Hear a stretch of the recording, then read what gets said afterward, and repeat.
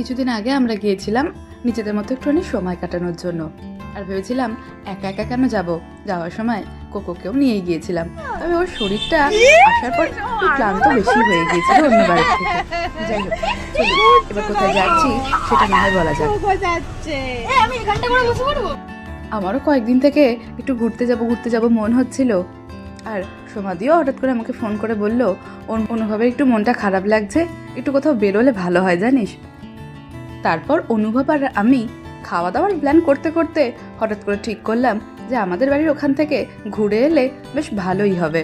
তারপর ঠিক করলাম মশাগ্রামের কাছে সাতদেউল আছে, ওখানে বিকেলবেলা গেলে বেশ ভালো লাগবে। তাই বিকেলবেলা আমরা 3টের দিকে বেরিয়ে পড়েছিলাম।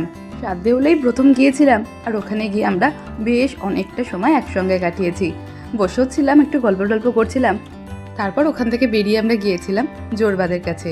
এই ব্রিজটা কিছুদিন আগে সমাধি দেখার পর সমাধি বলল বেশ ভালো লাগছে কিন্তু ব্রিজটা। আর আমরা যখন ওখানে যাচ্ছি তাই ঠিক করলাম ওখান থেকে আরও একবার ঘুরে আসা যাক। আর এই জায়গাটা কিন্তু আমারও বেশ ভালো লাগে। এখানে গিয়েও আমরা অনেকটা সন্ধ্যেবেলা পর্যন্ত এখানেই বসেছিলাম। এই সন্ধ্যের সময়টা এত সুন্দর হাওয়া দিচ্ছিল, ওখান থেকে উঠতেই ইচ্ছা করছিল না। যাই হোক, বেশি সন্ধ্যে তো করা যাবে না, বাড়ি ফিরতে হবে। ওখান থেকে আমরা জামালপুরের ব্রিজে গিয়েছিলাম ফুচকা খেতে। তারপর বাড়ি এসেছি। মা মোটামুটি রান্না করেই রেখেছে, ওই লুচিটা ভাজাটাই বাকি ছিল। বাড়িতে এসে সবাই মিলে বসে খাওয়া দাওয়া করলাম। তারপর এবার রাত অনেকটাই হয়ে গিয়েছে, বাড়ি যাওয়ার পালা। আর রাতে বাড়ি যাওয়ার সময় এত কিছু খাওয়া দাওয়া করে এই জিনিসটা না হলে তো চলে না, তাই না?